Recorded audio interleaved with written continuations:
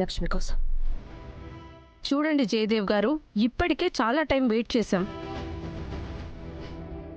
లక్ష్మి గారు ఎక్కడికి వెళ్లారో తెలీదు. ఫోన్ చేస్తుంటే కలవడం లేదు. ఇంకొక అరగంటలో తన జాడ తెలియకపోతే మీ కుటుంబం మీదే యాక్షన్ తీసుకోవాల్సి వస్తుంది. అసలేం మాట్లాడుతున్నారండి మీరు? చూడండి అరవింద్ గారు, పరిస్థితి చాలా సున్నితమైంది. లక్ష్మి గారు మీ ఇంట్లో ఉండటం మీకు ఇష్టం లేదు. తనతో మళ్ళీ బంధాలు కలుపుకోవడం మీకు నచ్చడం లేదు. ఆ విషయం నాకు క్లియర్గా అర్థమవుతుంది. కాసేపు లక్ష్మి ఇంటికి తిరిగి రాకపోతే ఇక్కడ పరిస్థితి ఇది అని మీరు ఒక నిర్ణయానికి ఎలా వచ్చేస్తారు? రావాల్సి వస్తుంది అరవింద గారు. ఈ 6 నెలలు లక్ష్మి గారి క్షేమ సమాచారం ఎప్పటికప్పుడు తెలుసుకోవాల్సిన బాధ్యత మాకుంది. కానీ లక్ష్మి గారికి ఇక్కడ భద్రత ఉందని భరోసా మాత్రం కనబడడం లేదు. మీరు పొరపాటుగా అర్థం చేసుకుంటున్నారు మేడం. ఇక్కడ లక్ష్మికి ఎలాంటి లోటు లేదు, ఎలాంటి ఇబ్బంది జరగడం లేదు. తను నిజంగానే ఆఫీస్కెళ్ళింది. ఛార్జింగ్ అయిపోయింది కాబట్టి స్విచ్ ఆఫ్ వస్తోంది. సరే జయదేవ్ గారు, ఇంకొక అరగంటలో లక్ష్మి గారు వచ్చి సంతకం చేస్తే పర్వాలేదు. లేకపోతే మాత్రం మీ అందరి మీద యాక్షన్ తీసుకోవడం మాత్రం తప్పదు.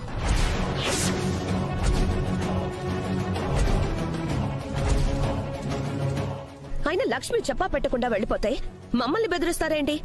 తనకిష్టం వచ్చినట్టు తను ప్రవర్తిస్తూ ఉంటే మా మీద యాక్షన్ తీసుకుంటానంటారేంటి? లక్ష్మి గారి ఇంట్లో ఉన్నంతకాలం ఆవిడ్ని భద్రంగా చూసుకునే బాధ్యత మీ అందరి మీద ఉంది.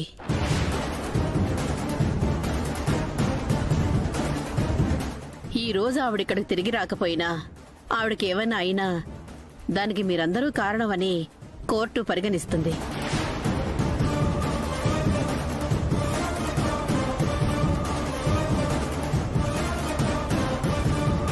అసలు లక్ష్మికి ఇంత బాధ్యత లేకుండా ఎందుకు తిరుగుతోంది? కనీసం తను ఎక్కడ పనిచేస్తోందో కూడా తెలియని పరిస్థితి. ఇప్పుడు వీళ్ల ముందు మనం తల దించుకునే పరిస్థితి. ఏంటండి ఇది? నువ్వేం కంగారు పడక అరవిందా, కాసేపట్లో ఖచ్చితంగా వచ్చేస్తుంది. వచ్చేసిందని ఇందాకటి నుంచి అనుకుంటున్నావు. తను మాత్రం రావడం లేదు. తనని తిరిగి తీసుకొచ్చే ప్రయత్నం ఇంకేమైనా ఉంటే చూడరా జయదేవ్. అమ్మా, మీరంతా కంగారు పడి నన్ను కంగారు పెట్టకండి. లక్ష్మి ఖచ్చితంగా వస్తుంది. ఒక్క నిమిషం లాయర్ గారు, నేను మా అబ్బాయికి ఫోన్ చేస్తాను.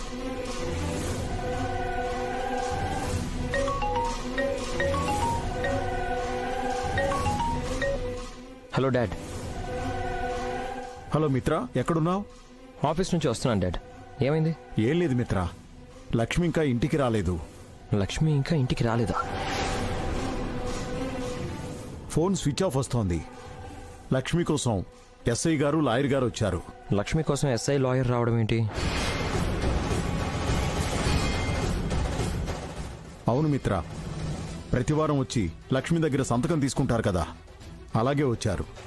కానీ లక్ష్మి లేకపోయేసరికి వాళ్ళు మన మీద అనుమానపడుతున్నారు. కేసు పెట్టాలని ఏవేవో చెప్తున్నారు. లక్ష్మి లేకపోయినంత మాత్రాన వాళ్ళు కేసు వరకు ఎందుకు వెళ్తున్నారు డాడ్? నా కోసం ఎస్ఐ గారు లాయర్ గారు వెయిట్ చేస్తున్నారా? నేను వీలైనంత త్వరగా ఇంటికి వెళ్ళకపోతే కొత్త కొత్త సమస్యలన్నీ ఎదురవుతాయి. డోంట్ వరీ డాడ్, నేను వచ్చేస్తున్నాను. భాగ్యలక్ష్మి, నేను ఎక్కడ దింపాలి? అక్కడి నుంచి లెఫ్ట్ తీసుకోండి సార్.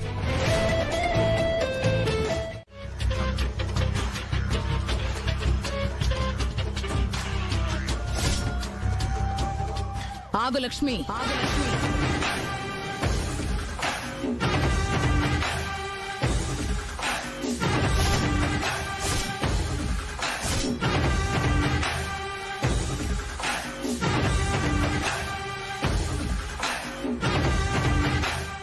ఈ రోజు ఇక్కడ ఏం జరిగిందో తెలుసా నీకు?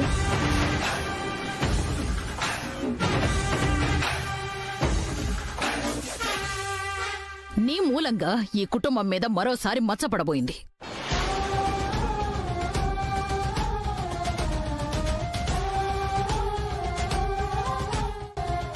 నీ మూలంగా మరొకసారి పోలీసుల ముందు మేమంతా తలదించుకునే పరిస్థితి ఏర్పడింది.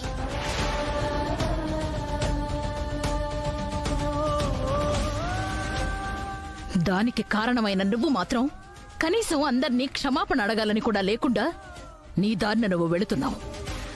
నాకు తెలిసి నేను ఎలాంటి తప్పు చేయలేదు అత్తయ్య గారు.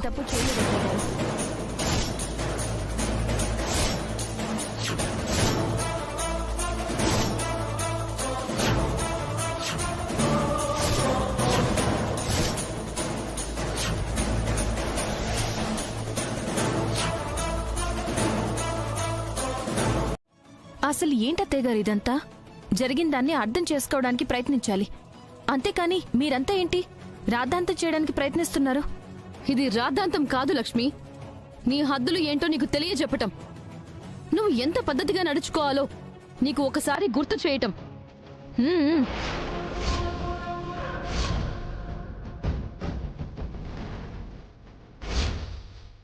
నా హద్దుల గురించి, నేను నడుచుకోవాల్సిన పద్ధతుల గురించి నాకు తెలుసు.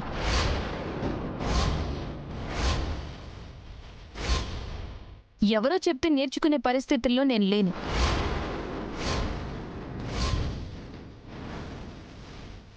అనుకోకుండా నా బాస్ నాకు చాలా పని అప్పగించింది.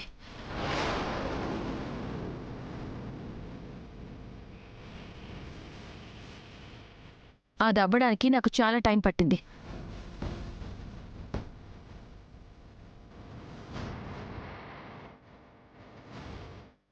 అంతేకాకుండా నా ఫోన్ స్విచ్ ఆఫ్ అయిపోయింది.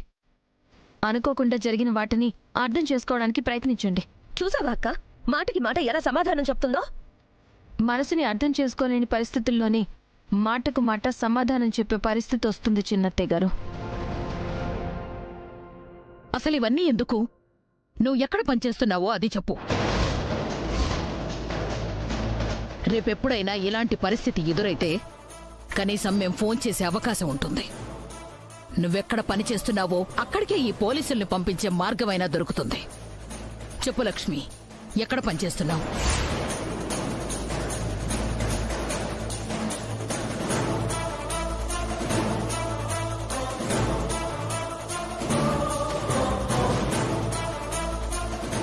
చెప్పు లక్ష్మి. నా కంపెనీ రూల్స్ ప్రకారం నేను అప్పుడే ఎక్కడ పనిచేస్తున్నానో చెప్పకూడదు.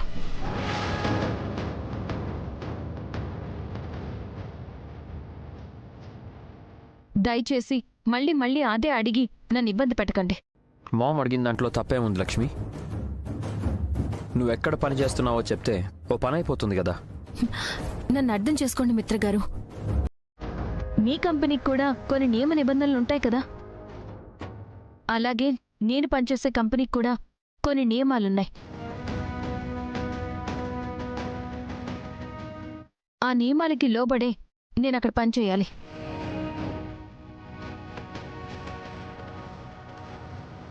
నువ్విలా అడిగితే చెప్పవు లక్ష్మి. ఎలా తెలుసుకోవాలో నాకు బాగా తెలుసు. నీ బ్యాగ్ చెక్ చేస్తే అందులో ఏ ఐడి కార్డో ఏ ఆఫీస్ ఫైలో దొరకకుండా ఉండదు.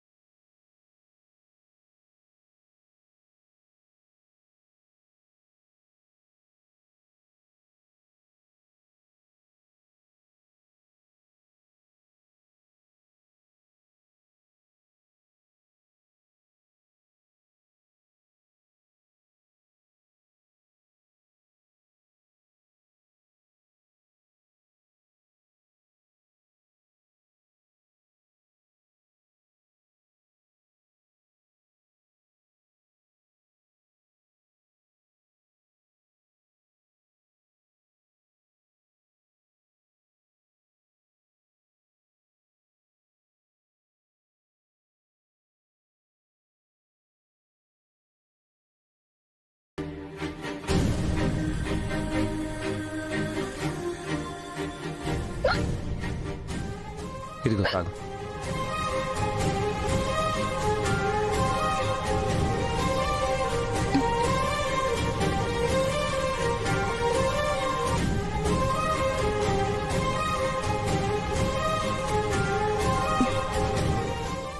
లక్ష్మి, నువ్వు ఎక్కడ పని చేస్తున్నావో ఇప్పటికీ చెప్పవా?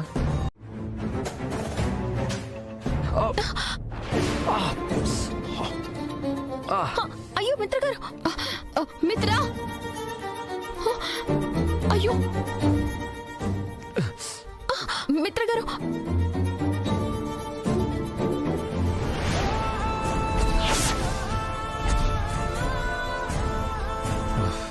ఏంటి లక్ష్మి ఇది? కళ్ళు నెత్తిన పెట్టుకుని నడుస్తున్నావా? మిత్రకి ఎంత పెద్ద గాయమైందో చూడు. మిత్ర గారు ఒక్క నిమిషం. నేను ఇక్కడ ఇంత గొంతు చించుకుంటుంటే నువ్వు ఎక్కడికి వెళ్తున్నావు?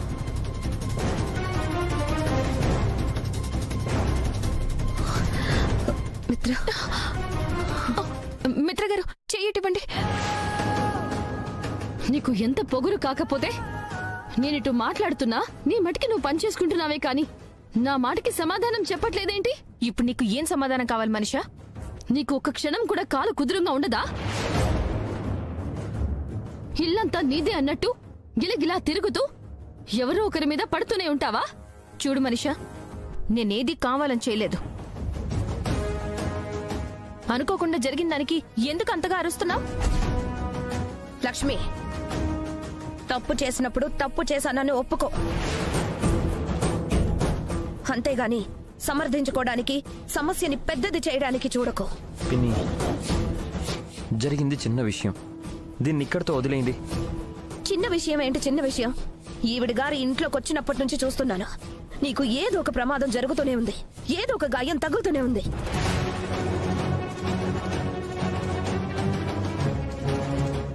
ఈవిడ మూలంగా ఎప్పుడు నీకు ఏమవుతుందో అని మేమందరం భయపడాల్సి వస్తుంది. చిన్నత్తయ్య గారు, ప్రతి చిన్న విషయాన్ని భూతద్దంలో పెట్టి చూస్తే అది పెద్దగానే కనిపిస్తుంది. ముందల చిన్న విషయాన్ని కూడా భూతద్దంలో చూస్తూ సాగదీయడం మానుకోండి.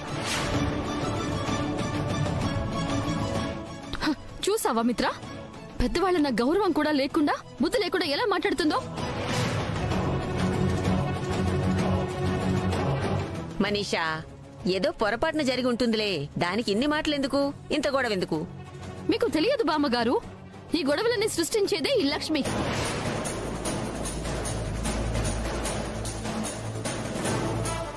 అనుక్షణం ఈ ఇంట్లో ఎవరికి మనశ్శాంతి లేకుండా చేసేది ఈ లక్ష్మియే.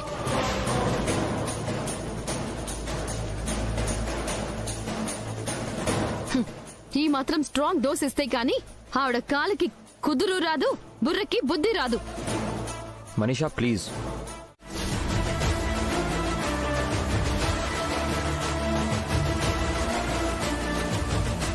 ఏంటి పిన్ని, ఇద్దరు కూర్చుని క్రైమ్స్ గురించి మాట్లాడుకుంటున్నారు?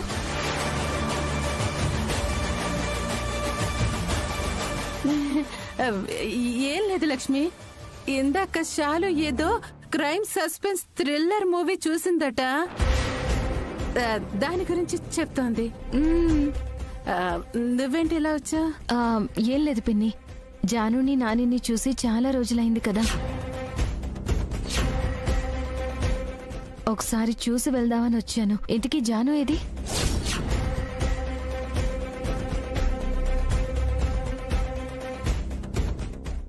జానునా? ఏమో లక్ష్మి, ఎక్కడికి వెళ్ళిందో తెలియదే. అదేంటమ్మా, ఇప్పుడేగా పంచదార తెమ్మని పంపించా?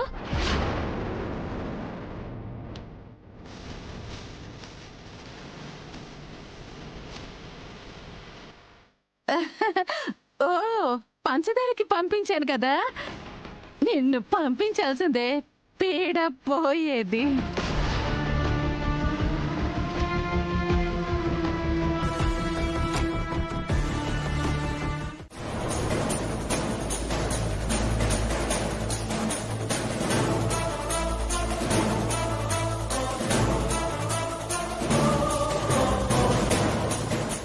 జాను ఏంటి ఇంకా రావడం లేదు? పంచదార కొనడానికి వెళ్తే 10 నిమిషాల్లో వచ్చేయాలి, కానీ తనకి ఇంతసేపు ఎందుకు పడుతుంది? అట్లీస్ట్ ఫోన్ అయినా చేద్దాం.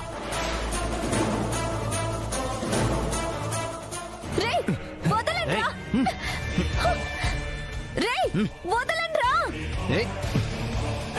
రేయ్ వదలండి!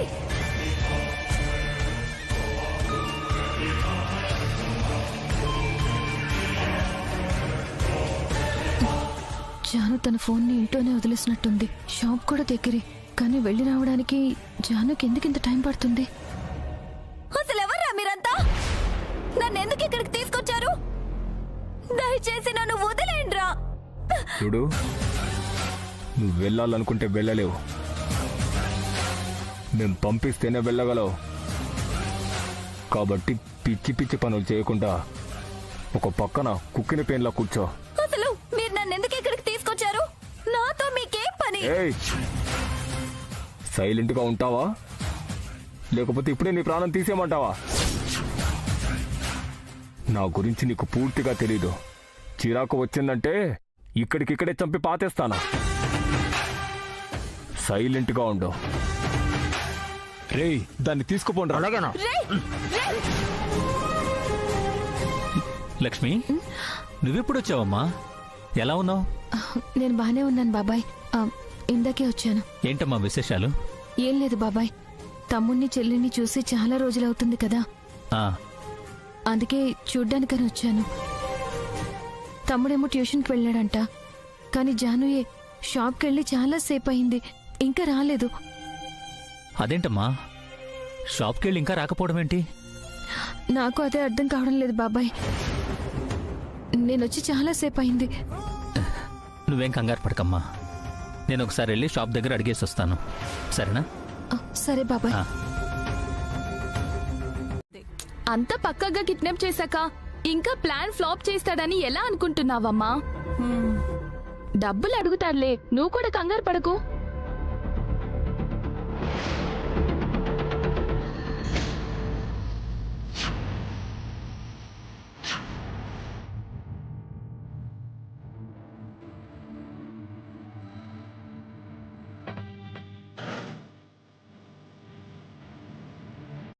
ఏం కావాలి లక్ష్మి? జాహ్నవి కావాలి పిన్ని. నన్ను అడిగితే నేనెక్కడి నుంచి తీసుకొస్తానమ్మా? అది కాదు పిన్ని, వీధి చివరన్న షాప్కి వెళ్ళి రావడానికి ఎంత టైం పడుతుంది? కానీ ఇప్పటి వరకు రాలేదంటే ఎందుకో నాకు భయంగా ఉంది పిన్ని. లక్ష్మి, భయపడ్డానికి జాను ఏమైనా చిన్నపిల్ల? వచ్చేస్తుందిలే, నువ్వేం కంగారు పడకు.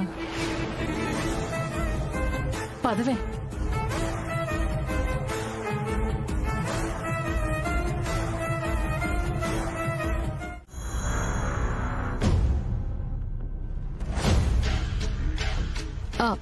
I'll call you back.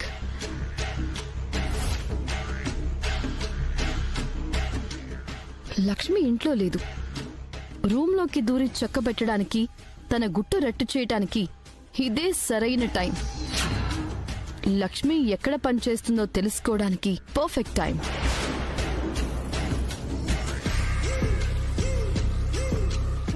ఆగో.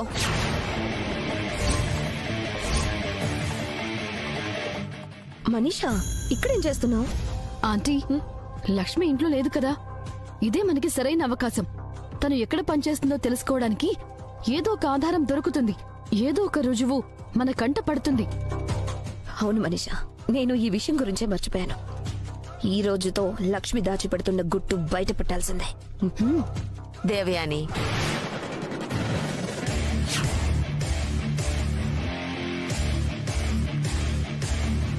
మీరిద్దరు ఇక్కడ ఏం చేస్తున్నారు? ఏం లేదు అత్తయ్య గారు, ఊరికే లక్ష్మితో మాట్లాడదామని వచ్చాం. అదేంటి, లక్ష్మి బయటికి వెళ్ళడం మీరు కూడా చూశారుగా. ఇప్పుడు ఎవరితో మాట్లాడదామని రూమ్ లోకి వెళ్తున్నారు? అవును కదా బామ్మగారు, ఆ విషయమే నేను మర్చిపోయాను. లక్ష్మి లేనప్పుడు తన రూమ్ లోకి వెళ్ళడం అంత సముచితం కాదు. అదేంటి అత్తయ్య గారు అలా అంటారు? మేమేదో దొంగతనం చేయడానికి వెళ్తున్నట్టు. దేవయాని, ప్రతి ఒక్కరికి వారి వ్యక్తిగతం అనేది ఒకటి ఉంటుంది. దానిలోకి తొంగి చూస్తున్నప్పుడు వాళ్ళ అనుమతి తీసుకోవాలి. ఇది కూడా అంతే. అనుమతి లేకుండా ఒకరి గదిలోకి మీరు వెళ్తున్నారంటే మీరా మనిషి యొక్క వ్యక్తిగతాన్ని దొంగతనం చేయడానికి వెళ్తున్నట్టే. చేయడానికి ఏముందండి? వెంటనే ప్లేడర్ బాబాయ్కి ఫోన్ కొట్టండి, విషయం చెప్పి డబ్బులు పంపించమనండి. పిల్ల ప్రాణం కన్నా డబ్బులు ముఖ్యమా? అవును పిన్ని, నువ్వు చెప్పింది కరెక్టే. ఇప్పుడే నేను ప్లేటర్ తాతయ్యకి ఫోన్ చేస్తాను.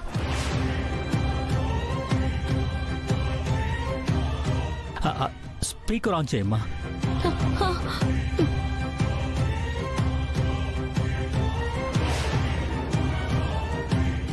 హలో హలో, నేను లక్ష్మణ్ మాట్లాడుతున్నాను. ఎవరు మాట్లాడేది? ప్లేటర్ తాతయ్య లేరా? ఆయనకి ఒంట్లో బాగోలేదమ్మా.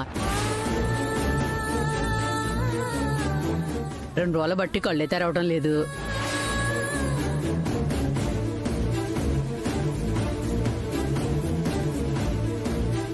ఆయన ఫోన్ మాట్లాడే పరిస్థితిలో లేడమ్మా. వెలుగు వస్తే ఏమైనా చెప్పమంటారా? ఏం అవసరం లేదండి, నేనే 4 రోజుల్లో ఫోన్ చేస్తాను. సరేనమ్మా. అదేంటి లక్ష్మి అలా పెట్టేశావు? ప్లేడర్ తాతయ్య కళ్ళు తెరవలేరు, కాళ్ళు కదపలేరు అని చెప్పేసి నీ చెల్లి ప్రాణం పోగొట్టుకుంటావో చెప్పు. లేదు పిన్ని, తాతయ్య ఉన్న పరిస్థితుల్లో ఇప్పుడు జాను గురించి చెప్పి ఇంకా కంగారు పెడితే ఈ వయసులో ఆయన తట్టుకోలేరు. ఇటేమో ఫ్లీడర్ తాతయ్య డబ్బులు ఇవ్వలేని పరిస్థితి, అటు జాను ప్రాణం పోతుందేమో అని భయపడే పరిస్థితి. ఇప్పుడెలా అమ్మా? ప్లేడర్ తాతయ్య లేకపోతేనేమమ్మా, లక్ష్మి వాళ్ళ మావయ్య గారు ఉన్నారుగా. ఇలా అడిగితే అలా తీసిచ్చేస్తారు.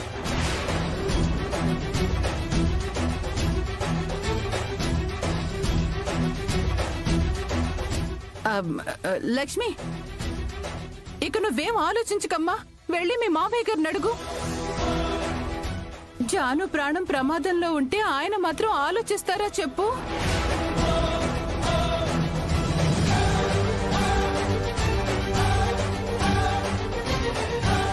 చూడమ్మా, నువ్వు ఆలస్యం చేసే కొద్దీ అవతల జాను ప్రాణం ప్రమాదంలో పడుతుంది. ఇంకా ఆలోచించకమ్మా. సరే పిన్ని, నేను వెంటనే మావయ్య గారిని అడుగుతాను.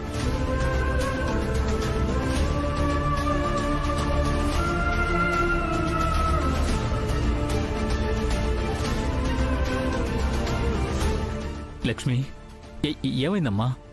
మావయ్య గారు ఫోన్ లిఫ్ట్ చేయడం లేదు బాబాయ్.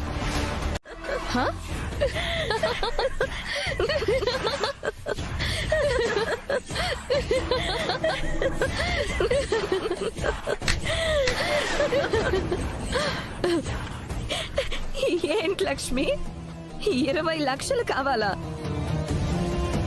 ఏంటవి, రూపాయలా లేక రేగి పళ్ళ? చిన్నత్తయ్య గారు, దయచేసి పరిస్థితిని అర్థం చేసుకోండి. నాకు 20 లక్షలు కావాలి, అది కూడా ఇప్పుడే. ఎందుకు అంత అర్జెంటు? మా చెల్లెల్ని ఎవరో కిడ్నాప్ చేశారు. 20 లక్షలు ఇస్తేనే కానీ వదలనంటున్నారు. ఆలస్యం చేస్తే తన ప్రాణాలు తీసి పంపిస్తామంటున్నారు. నాకు కాలు చెయ్యి ఆడడం లేదు. అంత డబ్బు ఎక్కడి నుంచి తీసుకురావాలో నాకు అర్థం కావడం లేదు. అందుకే పరుగున వచ్చాను.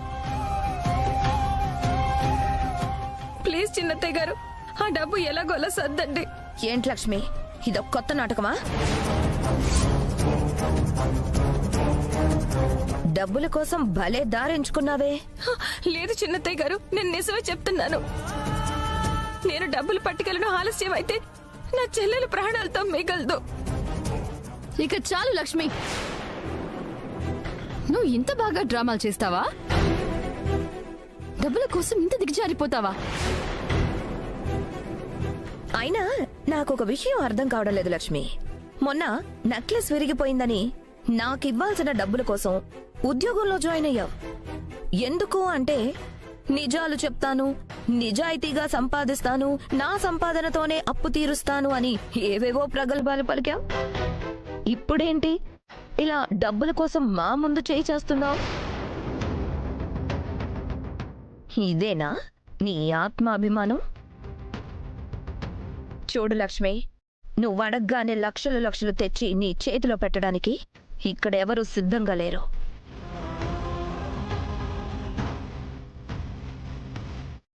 నేనే కాదు, ఈ ఇంట్లో ఎవ్వరూ నీకొక్క పైసా కూడా ఇవ్వరు.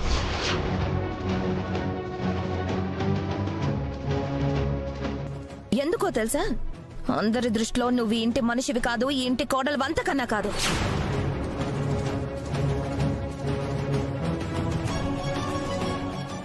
నాలుగు రోజులుండిపోయేదానికి అన్ని లక్షలు ఏ నమ్మకం మీద ఇస్తారు, ఏ బంధం ఉందని నీకిచ్చి పంపిస్తారు.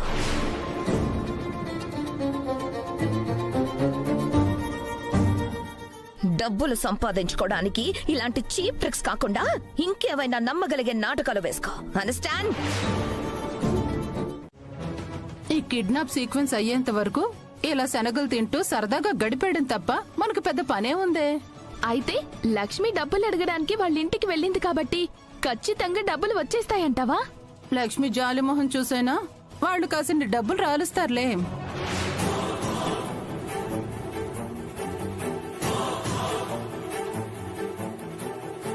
అబ్బా, ఈ కిడ్నాప్ డ్రామా ఎప్పుడు పూర్తవుతుందా, ఆ డబ్బులు మన చేతికి ఎప్పుడు వస్తాయా అని ఎంత ఆత్రంగా ఉందో తెలుసా అమ్మా? వస్తాయిలేవే, కంగారు పడుకో.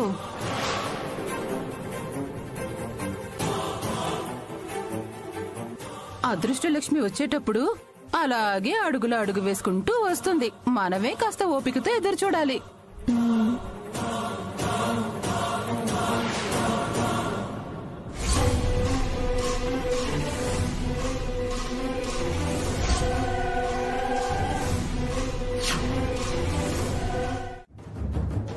నేరుగా జాను ఉన్న చోటికి వెళ్తాను.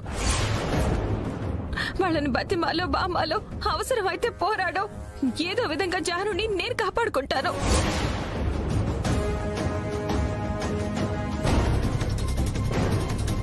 ఏంటే చాలు ఇది? ఈ లక్ష్మి అమాయకురాలో తెలియడం లేదు, అన్నీ తెలిసిందో అర్థం కావడం లేదు. ఏదో విధంగా వాళ్ళ అత్తారింటి నుంచే డబ్బు తెచ్చి ఆ జగదీష్ గడి మొహాన కొట్టి చెల్లెల్ని తెచ్చుకుంటుందేమో అనుకుంటే వెళ్లి ప్రాధేయపడతాను లేకపోతే పోరాడతాను అని ఏవేవో చెప్తుందేంటే. అమ్మా, అయితే మన 10 లక్షలు పోయినట్టేనా? ఇంత అద్భుతమైన అవకాశం ఈ అనసూయ అంత తేలిగ్గా ఎలా వదిలేస్తుంది అనుకున్నావే? నేనే నేరుగా మిత్ర ఇంటికి వెళ్తాను. మాయ చేసో మంత్రం వేసో నా మాయల చాతుర్యం చూపించో ముడుచుకుపోయిన వాళ్ల చేతులు తెరిపిస్తాను. దాచిన డబ్బుని బయటికి తెప్పిస్తాను. అది మన చేతికి చేరే మార్గాన్ని వేస్తాను. నువ్వు జాగ్రత్త. అత్తయ్య, మీరు కంగారు పడకండి. అన్నయ్య, దీని గురించి ఏదో ఒక సొల్యూషన్ ఫైండ్ చేయి. అత్తయ్య గారు, జానుని సేఫ్గా తీసుకొచ్చే బాధ్యత నాది. డబ్బు పోతే పోయింది, జాను మనకి ప్రాణాలతో దక్కాలి.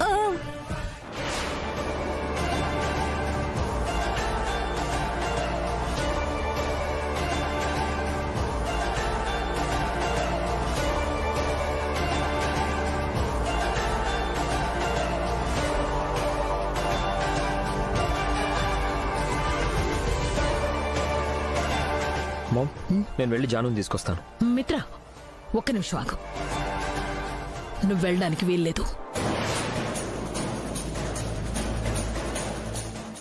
చేతికందిన మిఠాయి పొట్లం చుట్టుకున చేజరిపోయినట్టు మళ్ళీ ఇదేం ట్విస్ట్? ఏమైంది మోమ్? నాకెందుకో నువ్వక్కడికి వెళ్ళడం మంచిది కాదనిపిస్తోంది.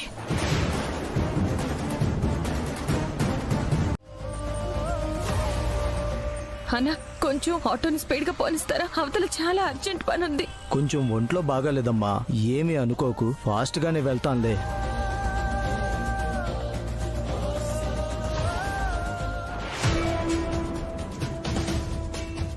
అసలు లక్ష్మి ఎక్కడున్నట్టు? ఒక్క ఫోన్ చేయలేదు, అసలు ఎక్కడుందో కూడా ఇన్ఫార్మ్ చేయట్లేదు. ఇంత పెద్ద విషయం జరుగుతుంటే కనీసం నాకు చెప్పాలని కూడా తనకు అనిపించలేదా? నన్ను హెల్ప్ అడిగితే తన సొమ్మేమన్నా పోతుందా?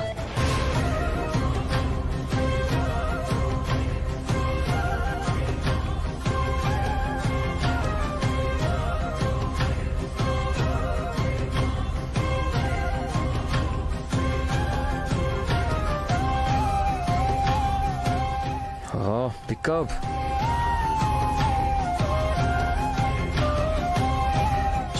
కనీసం ఫోన్ కూడా లిఫ్ట్ చేయడం లేదు. అసలు లక్ష్మికి ఏమైంది?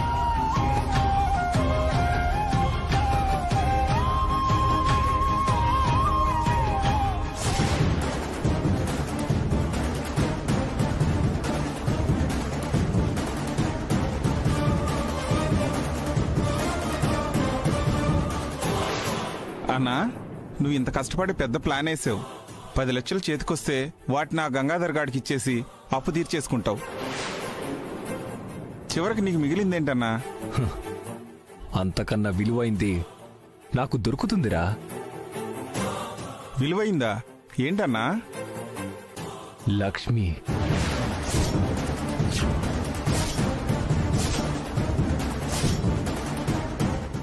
ఆ లక్ష్మిని సొంతం చేసుకోవాలని, దాన్ని పెళ్లి చేసుకోవాలని నేను ఎంతో కాలం నుంచి ఎదురు చూస్తున్నాను.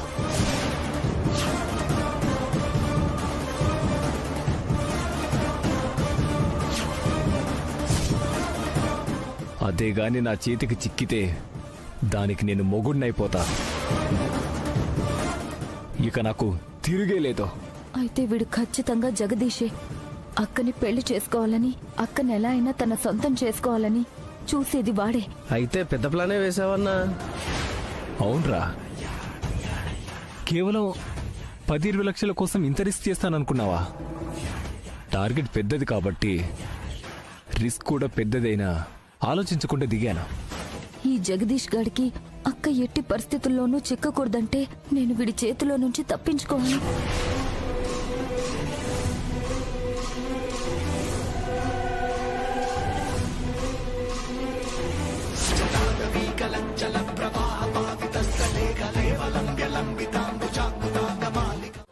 అన్నా, కింద పడిపోయిందన్నా.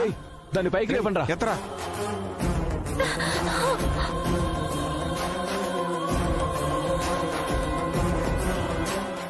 నువ్వెవరో నాకిప్పుడు క్లియర్ గా తెలిసింది. మా అక్కని సొంతం చేసుకోవడం కోసం నువ్వింత ప్లాన్ చేస్తున్నావా జగదీష్? నువ్వనుకున్నది ఎట్టి పరిస్థితుల్లోనూ జరగదు. మా అక్క నీకెప్పటికీ సొంతం కాదు. ఇంత చేసిన వాణ్ణి అంత సులువుగా వదిలేస్తానా? ఇంత కష్టాన్ని అంత సులువుగా నీరుగారిపోనిస్తానా? నిన్ను అడ్డం పెట్టుకొని ఖచ్చితంగా నేను కోరుకున్న డబ్బు సంపాదిస్తా. అలాగే మీ అక్క నా సొంతం చేసుకుంటా. రేయ్, పదండ్రా. రే జగదీష్, నువ్వేదో సాధించేశావని, ఏదో సొంతం చేసుకుంటావని అనుకుంటున్నావు. నీ ఆశలు, నీ కలలు అన్నీ నా చేతిలో ఉన్న ఒక్క బ్లేడుతో పటాపంచలు చేస్తాను చూడు.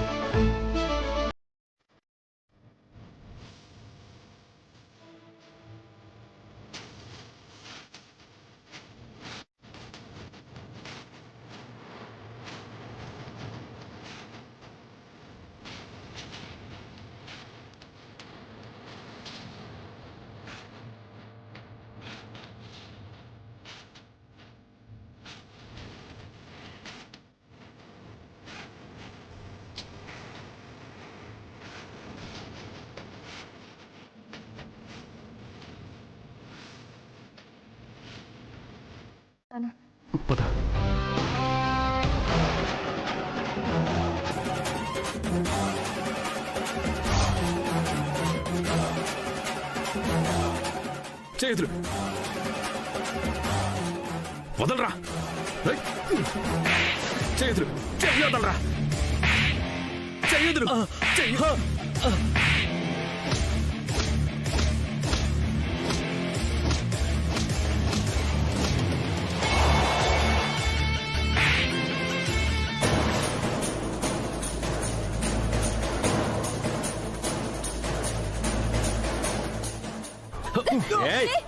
వదలు.